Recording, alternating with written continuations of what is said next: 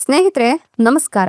ನಾಳೆ ಜೂನ್ 3 ಬುಧವಾರ. ನಾಳೆಯಿಂದ 42 ವರ್ಷ ಈ 8 ರಾಶಿಯವರಿಗೆ ಸಂಪತ್ತಿನ ಮಹಾ ಮಳೆಯೇ ಸುರಿಯಲಿದ್ದು, ಕುಬೇರ ದೇವರ ಕೃಪಾಶೀರ್ವಾದದಿಂದ ಧನ ಸಂಪತ್ತು ಒಲಿದು ಬರುತ್ತೆ ಅಂತ ಹೇಳಲಾಗ್ತಾ ಇದೆ. ಹಾಗಾದ್ರೆ ಆ ಅದೃಷ್ಟವಂತ ರಾಶಿಗಳು ಯಾವುವು, ಅವುಗಳಿಗೆ ಏನೆಲ್ಲ ಲಾಭ ಸಿಗುತ್ತೆ, ಅದಕ್ಕಿಂತ ಮೊದಲು ಕುಬೇರ ದೇವನಿಗೆ ಭಕ್ತಿಯಿಂದ ಲೈಕ್ ಕೊಟ್ಟು ಪ್ರತಿದಿನ ದಿನ ಭವಿಷ್ಯ ತಿಳಿಯಲು ನಮ್ಮ ಚಾನೆಲ್ ಅನ್ನ ಸಬ್ಸ್ಕ್ರೈಬ್ ಮಾಡಿ. ಹಾಗೆ ಬೇಗನೆ ನಮ್ಮ ವಿಡಿಯೋದ ನೋಟಿಫಿಕೇಶನ್ ಪಡೆಯಲು ಬೆಲ್ ಬಟನ್ ಕ್ಲಿಕ್ ಮಾಡಿ ಆಲ್ ಅಂತ ಕ್ಲಿಕ್ ಮಾಡ್ಕೊಳ್ಳಿ. ಇನ್ನು ನಿಮ್ಮ ಜೀವನದ ಸಕಲ ಸಮಸ್ಯೆಗಳಾದಂತ ಸತಿಪತಿ ಕಲಹ, ಪ್ರೀತಿಯಲ್ಲಿ ಮೋಸ, ಭೂಮಿ ವಿಚಾರ, ಕೋರ್ಟ್ ಕೇಸ್, ವ್ಯಾಪಾರ, ಹಣಕಾಸಿನ ತೊಂದರೆ, ಸಾಲಬಾಧೆ, ಸ್ತ್ರೀಯರ ಗುಪ್ತ ಸಮಸ್ಯೆ, ಹೀಗೆ ಹಲವಾರು ಸಮಸ್ಯೆಗಳಿಗೆ ಶಾಶ್ವತ ಪರಿಹಾರ ಮಾಡಿಕೊಡ್ತಾರೆ. ಡಿಸ್ಪ್ಲೇ ಮೇಲೆ ಕಾಣ್ತಕ್ಕಂಥ ಗುರೂಜಿ ನಂಬರ್ಗೆ ಒಮ್ಮೆ ಕರೆ ಮಾಡಿ ನೋಡಿ. ಹೌದು, ನಾಳಿನ ಜೂನ್ 3 ಬುಧವಾರದಿಂದ ಮುಂದಿನ 42 ವರ್ಷ ಈ 8 ರಾಶಿಯವರಿಗೆ ಸಂಪತ್ತಿನ ಮಹಾ ಮಳೆಯ ಸುರಿಯಲಿದ್ದು, ಒಲಿದು ಬರಲಿದೆ ಧನ ಸಂಪತ್ತು ಅಂತ ಹೇಳಲಾಗ್ತದೆ. ಕುಬೇರ ದೇವನ ಅನುಗ್ರಹ ಆಶೀರ್ವಾದ ನಿಮ್ಮ ಮೇಲೆ ಇರುತ್ತೆ ಅಂತ ಹೇಳಲಾಗ್ತಾ ಇದ್ದು, ಈ ರಾಶಿಯವರಿಗೆ ಸಾಕಷ್ಟು ಲಾಭ ಸಿಗುತ್ತೆ. ನಾಯಕತ್ವ ಹೊಂದಿರುವ ಜನರಿಗೆ ಜನಬಲ ಹೆಚ್ಚಾಗ್ತಾ ಹೋಗುತ್ತೆ. ಮನೆಯನ್ನ ನವೀಕರಣಗೊಳಿಸಬೇಕು ಅಂತ ಮುಂದಾಗ್ತಕ್ಕಂಥ ವ್ಯಕ್ತಿಗಳಿಗೆ ವಾಸ್ತುಶಾಸ್ತ್ರದ ಬಗ್ಗೆ ಗಮನವನ್ನ ಹರಿಸಬೇಕು ಅನ್ನೋ ಒಂದು ಸಲಹೆಯನ್ನ ಕೊಡ್ಲಾಗ್ತಿದೆ. ನಂಬಿಕೆಗಳನ್ನ ಪ್ರತಿಪಾದಿಸಲಿಕ್ಕೆ ಅಂಜಿಕೆಯನ್ನ ಪಡಕ್ ಹೋಗ್ಬೇಡಿ, ಅಂದ್ರೆ ಎದುರುಕೊಳಕ್ ಹೋಗ್ಬೇಡಿ. ಆಧ್ಯಾತ್ಮಿಕ ಚಿಂತನೆಗಳಿಂದ ಮಾನಸಿಕ ನೆಮ್ಮದಿ ನಿಮ್ಗೆ ಪ್ರಾಪ್ತಿಯಾಗುತ್ತೆ.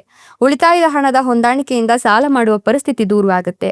ಗುತ್ತಿಗೆ ಆಧಾರಿತ ಉದ್ಯೋಗ ನಡೆಸ್ತಕ್ಕಂಥವ್ರಿಗೆ ಜನಬಲದ ಸಮಸ್ಯೆ ಕೂಡ ಎದುರಾಗಬಹುದು. ಸೊ ಮುಂಜಾಗ್ರತಾ ಕ್ರಮವನ್ನ ಅನುಸರಿಸಿ. ವೃತ್ತಿಯಲ್ಲಿ ಪ್ರವೃತ್ತಿಯಿಂದಲೂ ಹೆಸರನ್ನ ಸಂಪಾದನೆ ಮಾಡ್ತೀರಾ. ಜಟಿಲ ಸಮಸ್ಯೆಗಳನ್ನ ಸುಲಭವಾಗಿ ಬಗೆಹರಿಸಿಕೊಳ್ಳುವಲ್ಲಿ ಯಶಸ್ವಿಯಾಗ್ತೀರಾ. ಇನ್ನು ಖಾದಿ ಉದ್ಯಮದವರಿಗಂತೂ ಸೌಲಭ್ಯ ದೊರೆಯುತ್ತೆ. ವ್ಯವಹರಿಸುವ ರೀತಿಯಲ್ಲಿ ಕಳೆದುಕೊಂಡ ವಿಶ್ವಾಸ ಪುನಃ ಪಡೆದುಕೊಳ್ಳಲು ಅವಕಾಶ ಇರೋದಿಲ್ಲ. ಸೊ ಜಾಗ್ರತೆ ವಹಿಸಿ. ಸಹೋದರರ ಬಗ್ಗೆ ತಪ್ಪು ಕಲ್ಪನೆಗಳನ್ನ ಹೋಗಲಾಡಿಸಿಕೊಳ್ಳಲು ಪ್ರಯತ್ನವನ್ನ ಮಾಡಿ.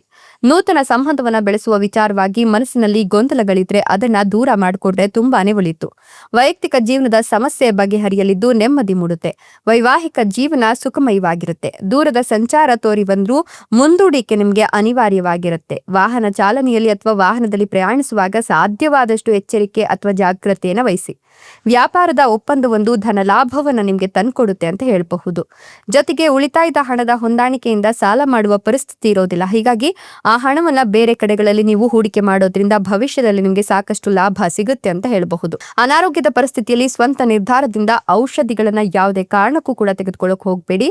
ಒಂದು ವೈದ್ಯರ ಸಲಹೆಯನ್ನ ಪಡೆದು ಆನಂತರ ನೀವು ಮುಂದುವರೆದ್ರೆ ತುಂಬಾನೇ ಒಳಿತಾಗುತ್ತೆ. ಇಲ್ಲವಾದ್ರೆ ಮತ್ತೊಂದಷ್ಟು ಸಮಸ್ಯೆಗಳಿಗೆ ನೀವು ಸಿಲುಕಿ ಹಾಕೊಳ್ತೀರಾ. ಮದುವೆ ಆಗದೆ ಇರೋರಿಗೆ ಗುರುಬಲ ಚೆನ್ನಾಗಿದೆ. ಕಂಕಣ ಭಾಗ್ಯಪುರಿ ಬಂದಿರೋದ್ರಿಂದ ಮದುವೆಯ ಯೋಗ ಕೂಡ ಇದೆ. ರಾಜಕೀಯದಲ್ಲಿ ನೀವು ಒಂದಷ್ಟು ವಿರೋಧಿಗಳನ್ನ ಜಾಣ್ಮೆಯಿಂದ ತಂತ್ರಗಾರಿಕೆಯಿಂದ ಕಳೆದುಕೊಂಡ್ರೆ ತುಂಬಾನೇ ಒಳ್ಳೆಯದು. ತಂತ್ರಜ್ಞಾನಕ್ಕೆ ಸಂಬಂಧಿಸಿದಂತೆ ಉದ್ಯೋಗದಲ್ಲಿ ಹಿನ್ನಡೆಯ ಒಂದು ಸಾಧ್ಯತೆ ಇರೋದ್ರಿಂದ ಈ ತಂತ್ರಜ್ಞಾನದ ಕುರಿತು ಹೆಚ್ಚಿನ ಜಾಗ್ರತೆಯನ್ನು ವಹಿಸಿ. ನೀವು ಈ ಒಂದು ಸಂದರ್ಭದಲ್ಲಿ ಧಾರ್ಮಿಕ ಕಾರ್ಯಕ್ರಮಗಳಲ್ಲಿ ಪಾಲ್ಗೊಳ್ತಕ್ಕಂಥ ಅವಕಾಶಗಳು ಸಿರುವುದರಿಂದ ನಿಮ್ಗೆ ಮಾನಸಿಕ ನೆಮ್ಮದಿ ಕೂಡ ಹೆಚ್ಚಾಗ್ತಾ ಹೋಗುತ್ತೆ. ಇಷ್ಟೆಲ್ಲ ಲಾಭ ಮತ್ತು ಅದೃಷ್ಟವನ್ನ ಪಡಿತಿರತಕ್ಕಂಥ ಆ ಅದೃಷ್ಟವಂತ ರಾಶಿಗಳು ಯಾವುವು ಅಂತ ನೋಡೋದಾದ್ರೆ, ಕಟಕ ರಾಶಿ, ತುಲಾ ರಾಶಿ, ಧನು ರಾಶಿ, ಮೀನ ರಾಶಿ, ವೃಷಭ ರಾಶಿ, ಮಿಥುನ ರಾಶಿ, ಮೇಷ ರಾಶಿ, ಕುಂಭ ರಾಶಿ. ಇವುಗಳಲ್ಲಿ ನಿಮ್ಮ ರಾಶಿ ಇದ್ದರೂ ಇಲ್ಲದಿದ್ದರೂ ಭಕ್ತಿಯಿಂದ ಓಂ ನಮೋ ಕುಬೇರ ದೇವಾಯ ಅಂತ ಕಮೆಂಟ್ ಮಾಡಿ. ಧನ್ಯವಾದಗಳು.